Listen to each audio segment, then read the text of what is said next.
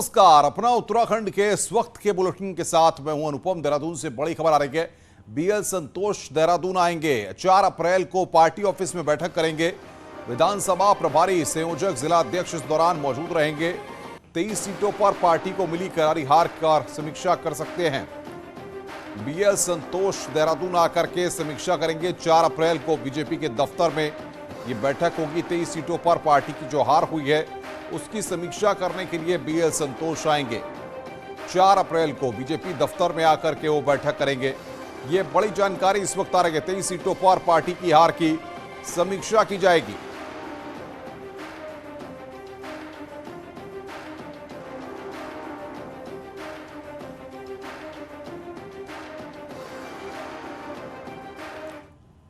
देहरादून से बड़ी खबर है। मंत्रियों को विभागों का बंटवारा। धामी सरकार के मंत्रियों को विभागों का इंतजार अब तक है। आबकारी, खनन, लोक निर्माण जैसे विभागों पर मंत्रियों की नजर बनी हुई है। पुराने मंत्रियों को रिपीट हो सकते हैं विभाग। एक लंबा वक्त हो गया है शपथ ग्रहण को और उसके बाद से अब तक विभागों का बंटवारा नहीं हो पाया है।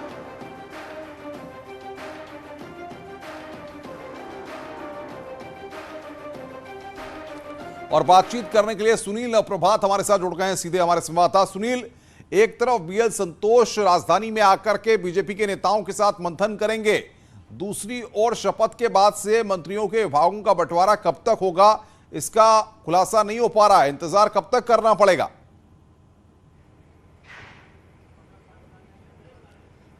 देखिए अनुपम, जो मंत्रियों को जो पोर्टफोलियो बांटे जाने हैं, बहुत संभावना है कि कल शाम तक ये पोर्टफोलियो वितरित किए जा सकते हैं। और संभावना ये भी है कि जो पुराने मिनिस्टर हैं उनको उनके विभाग रिपीट किए जा सकते हैं। तो जो नए मिनिस्टर बनाए गए हैं उनको जो मंत्री इस कैबिनेट में नहीं होंगे, बिशन सिंह चुफाल इस कैबिनेट में नहीं होंगे, बंशीधर भगत नहीं है, अरविंद पांडे नहीं है, हरक सिंह रावत नहीं है, तो उनके विभागों को मर्ज किया जा सकता है। जो नए मंत्री बनाए गए हैं ये संभावना जताई जा रही है। जहाँ तक बीएल संतोष की बात है, 4 अप्रैल को बीएल संतोष उत्तराखंड आ रहे हैं।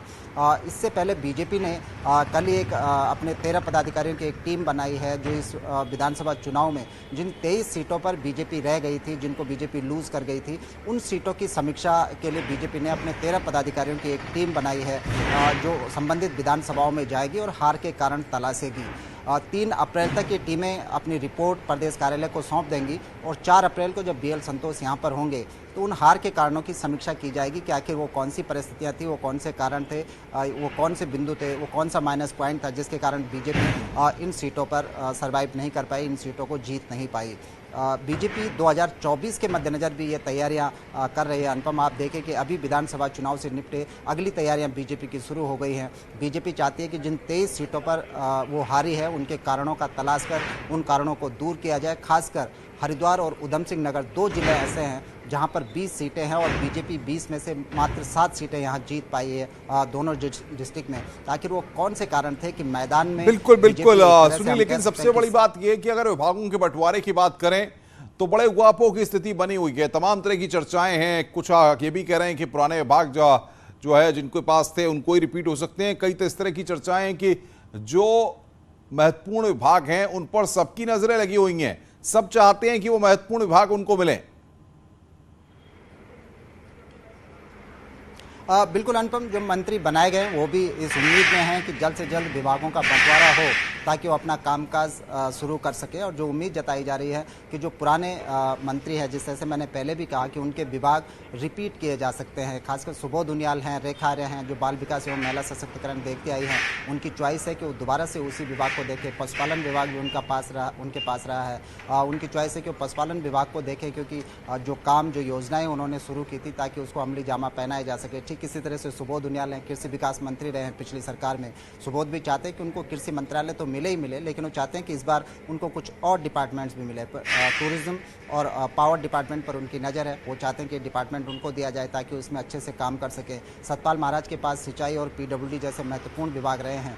सतपाल महाराज चाहते हैं कि वो विभाग एज इट इज़ रहे, लेकिन इस बार जो संभावना जताई जा रही है खासकर पीडब्ल्यूडी को लेकर, मुख्यमंत्री इस डिपार्टमेंट को अपने पास रख सकते हैं। क्योंकि उत्तराखंड की अगर आप हिस्ट्री भी देखेंगे तो अभी तक जो तमाम मुख्यमंत्री हुए हैं वो पीडब्ल्यूडी जैसे महत्वपूर्ण विभाग उन्होंने हमेशा अपने पास रखा। होगा, सिर्फ नारायण दत्त तिवारी को छोड़कर। तो इस बार यही उम्मीद जताई जा रही है कि मुख्यमंत्री भी इस डिपार्टमेंट को अपने पास रख सकते हैं। और खासकर जो माइनिंग और एक्साइज डिपार्टमेंट है, ये राजस्व का बड़ा स्रोत होते हैं। एक टारगेट निश्चित होता है कि इतने करोड़ का यहाँ से टारगेट आना है। तो ये इन विभागों पर भी नज़र है मंत्रियों की भी, और ये देखना भी होगा कि क्या मुख्यमंत्री इन महत्वपूर्ण विभागों को अपने पास रखते हैं या फिर अपना जो दायित्व है अपने मंत्रियों को सबलेट करते हैं, खुद मॉनिटरिंग की भूमिका में रह सकते हैं। तो ये सब बिल्कुल बिल्कुल सुनील, बहुत बहुत शुक्रिया आपका। आप नजर बना के रखिए, आगे भी हम आपसे अपडेट लेंगे। सुनील हमारे संवाददाता बड़ी खबर दे रहे थे इस वक्त। और आगे बढ़ते हैं, देश के राष्ट्रपति रामनाथ कोविंद आज हरिद्वार पहुंचे हुए हैं, जहां पहुंचकर राष्ट्रपति दिव्य प्रेम सेवा मिशन आश्रम के रजत जयंती समारोह में शामिल हुए।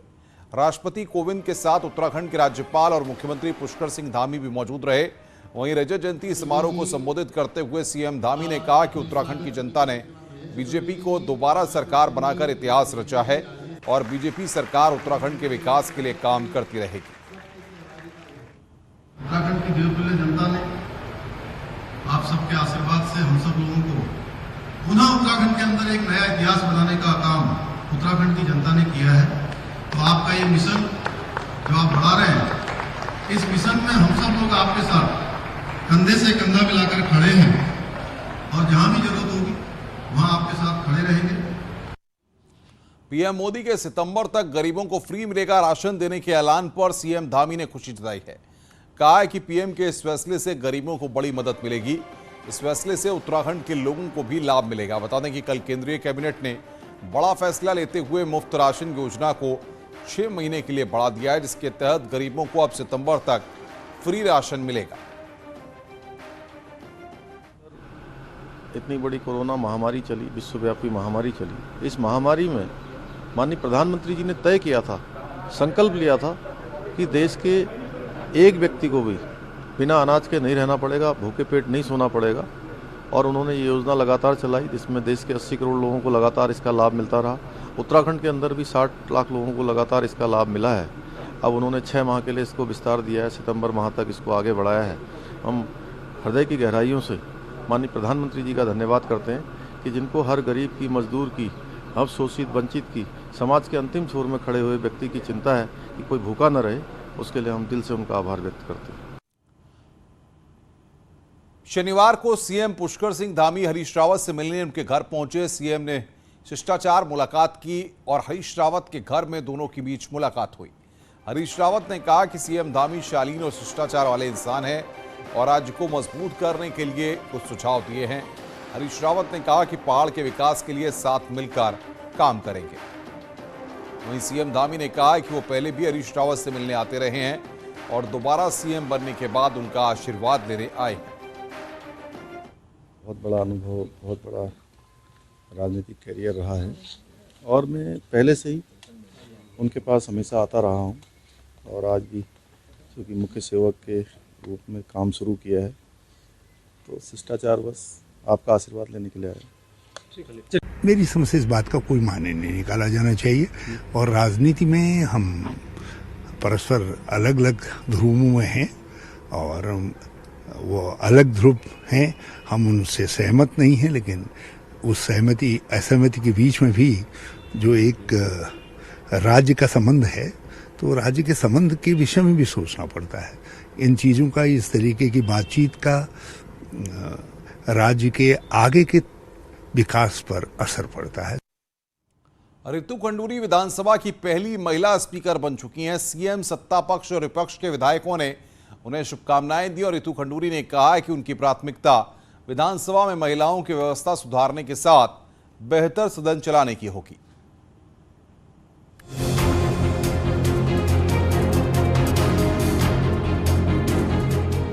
शनिवार का दिन उत्तराखंड के लिए ऐतिहासिक रहा, जब उत्तराखंड की 5वीं विधानसभा में स्पीकर का पद रितु खंडूरी ने संभाला और उन्हें पहली महिला स्पीकर बनने का सम्मान मिला। रितु खंडूरी ने कहा कि ये उत्तराखंड राज्य की महिलाओं का सम्मान है और पहला काम विधानसभा में महिलाओं के लिए बैठने की व्यवस्था करने के साथ ही सदन चलाना होगा। बातचीत किया गया है तो मैं बहुत प्रसन्न हूँ, बहुत खुश हूँ। बहनों का ही नहीं, उत्तराखंड का सम्मान हुआ है। 22 साल का है उत्तराखंड, नौजवान है उत्तराखंड, छोटा सा एक प्रदेश है उत्तराखंड और शायद बहुत ही पुराने प्रदेशों के लिए और बड़े प्रदेशों के लिए हम प्रेरणा स्रोत आज बन के निकले हैं। तो मैं आज बहुत खुश हूँ। बतौर विधायक रितु खंडूरी का ये दूसरा कार्यकाल है। उन्होंने कहा कि जरूरी है कि नए विधायक सदन में बोलें और सुने भी। वहीं सीएम धामी समेत सभी विधायकों ने रितु खंडूरी को शुभकामनाएं दी। आज का दिन बहुत ऐतिहासिक दिन है, जिस दिन पहली महिला स्पीकर के रूप में आज रितु भूषण खंडूरी जी निर्वाचित हुई हैं। उनके नेतृत्व में निश्चित रूप से मातृशक्ति, नौजवान शक्ति और उत्तराखंड के हर क्षेत्र में सभी को आए हुए हमारे निर्वाचित जितने भी सदस्य हैं उनको भी सबको एक मौका मिलेगा, सबको काम करने का अवसर मिलेगा।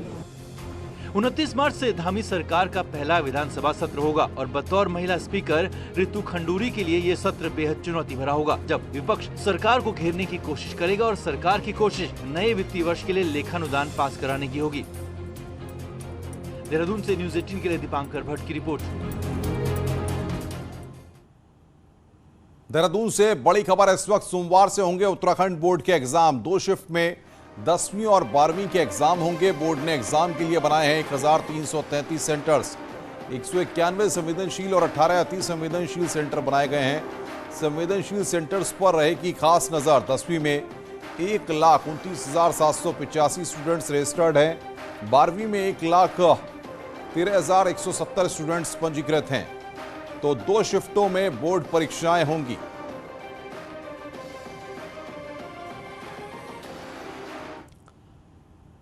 कोविड पाबंदी हटने के बाद से ही फिल्म शूटिंग के लिए उत्तराखंड बॉलीवुड की पहली पसंद बनता जा रहा है। इसका अंदाजा इसी बात से लगाया जा सकता है कि पिछले 3 महीने में 50 से ज्यादा प्रोजेक्ट उत्तराखंड में शूट हो चुके हैं। उत्तराखंड को लेकर बहुत उत्साह है। मैं बहुत सारे फिल्मकारों के संपर्क में हूं जो यहां आना चाहते हैं, अपनी फिल्में शूट करना चाहते हैं। उत्तराखंड में नेचुरल ब्यूटी तो है ही, लोकेशंस बहुत सुंदर सुंदर हैं। साथ में ही सरकार काफी हेल्पफुल है। यहाँ पे हमको सिंगल विंडो क्लियरिंग सिस्टम है फिल्म परमिशंस के लिए, फिल्म शूट्स के लिए। उत्तराखंड फिल्म विकास परिषद में जॉइंट डायरेक्टरेट बताते हैं कि प्रदेश में OTT प्लेटफॉर्म के लिए भी अच्छे प्रोजेक्ट आ रहे हैं। पिक्चर फिल्म है उसको जो 75% उत्तराखंड में शूट होती है उसको हमारे यहाँ सब्सिडी देने का भी प्रोविजन है।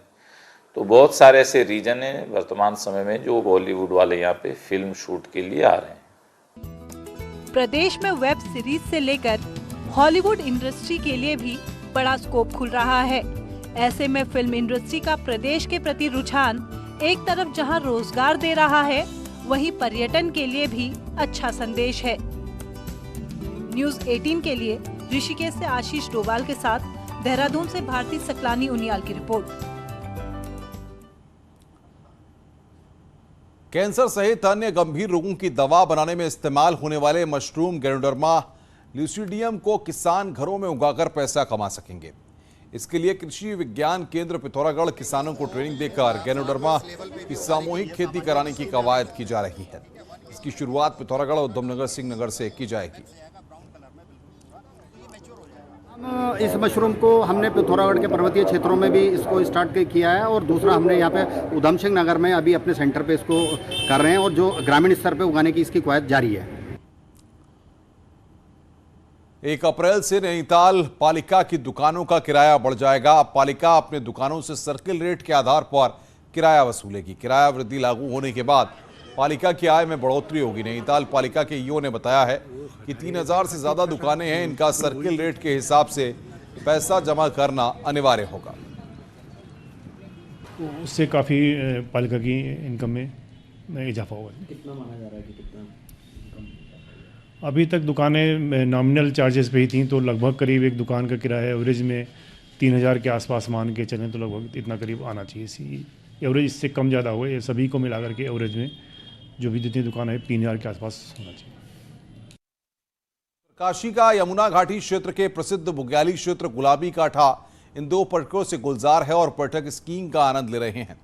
यहाँ कई राज्यों से पर्यटक पहुंच रहे हैं और खूबसूरत वादियों का दीदार कर रहे हैं। बहुत अच्छा लगा, मतलब अंदर से मोटिवेशन मिला कि और भी करना है, कुछ ऊपर जाना है और कहीं अच्छी जगह भी करना है। और इससे भी ऊपर मतलब पीक्स जो है वहाँ से जो नज़ारे आते हैं वो और हमें मोटिवेशन देते हैं आगे करने का। बहुत अच्छा लगा, हम लोगों ने जैसा सोचा था बिल्कुल वैसा ही था, बहुत सुंदर था जैसा पिक्चर्स में देखा था, तो विंटर्स में बहुत सुंदर लगता है। रामनगर में एक गन्ने के खेत में गुलदार के 2 बच्चे मिले हैं। बताया जा रहा है कि तीसरे बच्चे को लेकर मादा गुलदार कहीं और चली गई है। 2 शावक और विभाग ने वहां से रिकवर किए हैं, जिनका कॉर्बेट के वरिष्ठ वन्यजीव चिकित्सा अधिकारी डॉक्टर दुष्यंत की देखरेख में इलाज किया जा रहा है। बताया जा रहा है कि इनमें से एक शावक को बर्न इंजरी भी है। इन शावकों की उम्र 15 से 20 दिन बताई जा रही है। ये शावक तराई पश्चिमी वन प्रभाग के आम पोखरा रेंज के गोरखपुर गांव में मिले हैं। को हमारे पास सूचना आई कि 2 तेंदुए के बच्चे आम पोखरा रेंज में मिले हैं, तो हमारी टीम और आम पोखरा रेंज की टीम उसे रेस्क्यू करके यहाँ पे लाई है, जिसमें से कि एक बच्चा जो है उसको बर्न इंजरी है।